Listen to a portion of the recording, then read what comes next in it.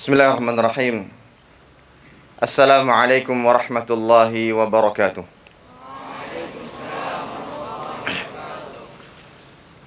Alhamdulillah. Wassalatu wassalamu ala rasulillah wa ala alihi wa sahbihi wa man sara ala darbihi wastanna bisunnatihi ila yaumil qiyamah. Amma ba'd. Asatidatil kiram wa abna'i at-talabah, a'azzani Allah wa iyyakum jami'an.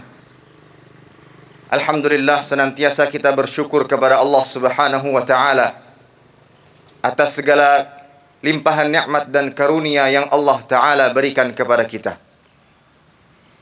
Salawat dan salam senantiasa kita haturkan kepada junjungan kita, yaitu Nabi Muhammad sallallahu alaihi wasallam, beserta kerabat beliau, para sahabat, dan orang-orang yang senantiasa terus-menerus berada di jalannya sampai hari kiamat kelak.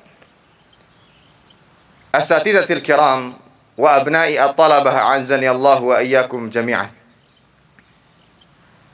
Disebutkan di dalam kitab Sahih Bukhari dan Muslim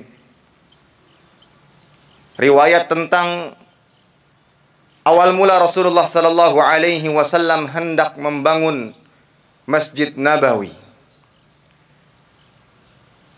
Ketika Rasulullah sallallahu alaihi wasallam hijrah dari kota Makkah menuju kota Madinah, beliau singgah di daerah Quba dan membangun Masjid Quba. Kemudian setelahnya beliau sallallahu alaihi wasallam menuju ke pusat kota Madinah, menunggangi untanya, yang mana saat itu Allah Jalla wa'ala perintahkan kepada unta untuk menentukan dan menetapkan letak di mana Masjid Nabawi akan dibangun di atasnya. Maka unta tersebut berhenti di sebuah tempat, di sebidang tanah yang dimiliki oleh Bani Najjar. Saat itu Rasulullah sallallahu alaihi wasallam tahu inilah tempat yang dipilih oleh Allah Jalla wa'ala untuk dibangun di atasnya Masjid Nabawi. Kemudian Rasul sallallahu alaihi wasallam bertanya kepada Bani Najjar, "Ya Bani Najjar, thaminuni bihaitikum hadha." Wahai Bani Najjar, katakan kepadaku, berapa harga tanah kalian ini? Maka Bani Najjar mengatakan, "La wallah, tidak demi Allah. La natlubu thamanahu illa ilallah." Kami tidak meminta harga dari tanah yang kami miliki ini, melainkan kepada Allah Subhanahu wa ta'ala, berupa balasan dan pahala-pahala kebaikan. Setelah itu dibangunlah di atasnya Masjid Nabawi, yang sampai saat ini berdiri tegak, yang di dalamnya banyak sekali ibadah-ibadah yang dikerjakan, dimulai salat, membaca Al-Quran, berzikir, menimba ilmu agama, halaqah-halaqah tahfidzil Quran, dan lainnya. Bisa dibayangkan bahwa Masjid Nabawi telah berdiri lebih dari 1400 tahun lamanya. Selama itulah sebanyak kaum muslimin yang beribadah di sana. Seperti itulah pahala yang didapatkan oleh Bani Najjar. Seorang muslim mukmin yang mendengarkan kisah ini, yang mendengarkan riwayat ini, sepatutnya tergugah untuk memiliki sebuah amalan sebagaimana yang dimiliki oleh Bani Najjar. Tidak banyak yang mereka lakukan, tapi pahala yang mereka dapatkan begitu banyak.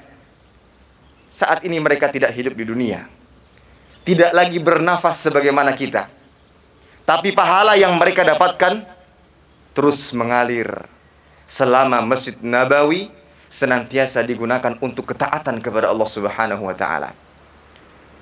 Asatidatil kiram wa abna'i at-talabah, amalan yang membuahkan pahala itu memiliki batasan. Batasannya adalah sampai ajal tiba. Kita mati, menghembuskan nafas terakhir, pada saat itu tidak lagi bermanfaat amalan-amal dan tidak bisa dilakukan. Akan tetapi Allah Jalla wa'ala dengan kasih sayangnya, mengetahui taksir dari hamba-hambanya, Allah Ta'ala menentukan atau menyebutkan beberapa amalan-amalan jika dilakukan mungkin sekali di dunia, tapi dampaknya dan manfaatnya akan terus mengalir walaupun ia telah meninggal dunia, yang disebut sebagai amal jariyah. Allah Ta'ala berfirman, Inna nahnu nuhyil mauta wa naktubu ma qaddamu wa atharahum. Sesungguhnya kami menulis atau sesungguhnya kami menghidupkan yang mati dan menulis apa saja yang dikerjakan dan bekas-bekas dari apa yang mereka lakukan. Ustadz, saya ingin melakukan sebagaimana yang dilakukan oleh Bani Najjar. Memiliki amalan yang bermanfaat. Bukan hanya untuk diri saya pribadi, namun kepada kaum muslimin. Yang faidah atau manfaat dari amalan tersebut bisa saya rasakan walaupun saya meninggal dunia. Apa yang harus saya lakukan? Para santri sekalian dan siapapun di antara kita memiliki peluang untuk bisa mengamalkan amalan tersebut. Karena amalannya begitu banyak. Di antaranya adalah apa yang kita lakukan saat ini, yaitu menimba ilmu agama. Ilmu yang kita miliki ini di antara amalan yang manfaatnya akan terus mengalir. Walaupun kita meninggal dunia, maka pahalanya akan senantiasa kita dapatkan. Rasulullah sallallahu alaihi wasallam bersabda, "Idza matal insan inqata'a 'amaluhu illa min thalath." Ketika seorang hamba, manusia mati, maka seluruh amalannya akan terputus. Pahalanya pun akan terputus. Tidak bisa lagi mendapatkan pahala. Kecuali 3. Sedekah jariyah, ilmu yuntafa'u bihi, ilmu yang diambil manfaat darinya. Wa waladin shalihin yad'u lahu, dan dia memiliki seorang anak yang saleh yang senantiasa mendoakan kebaikan untuknya. Yang kita garis bawahi adalah ilmu yang bermanfaat. Santri-santri sekalian belajar, menimba ilmu. Kemudian dari ilmu tersebut bisa menyebarkan dan memberikan manfaat kepada yang lainnya. Maka mudah-mudahan ilmu ini menjadi amalan yang ketika kita menghembuskan nafas terakhir kita, sudah dikubur, namun manfaat yang kita dapatkan terus mengalir sebagaimana yang dialami oleh para sahabat-sahabat terdahulu. Walaupun terkadang ini dianggap sepele oleh sebagian kalian. Contoh, ada teman yang bertanya, apa arti atau penjelasan dari hadis ini? Ketika kalian mengajarkan, kalian menyampaikan, pada dasarnya kalian memberikan ilmu kepadanya yang itu akan bermanfaat. Kemudian apabila dia lakukan, kemudian dia sebarkan lagi, dia jelaskan kepada teman-teman yang lainnya. Ini di antara amalan yang manfaatnya terus bisa didapatkan walaupun sampai ajal tiba.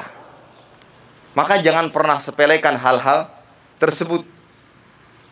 Kalian di sini belajar bersama-sama, menimba ilmu bersama-sama, tujuannya sama, yaitu ibadah kepada Allah Subhanahu wa ta'ala dari menimba ilmu atau belajar yang kalian lakukan. Maka salinglah tolong menolong di dalam kebaikan.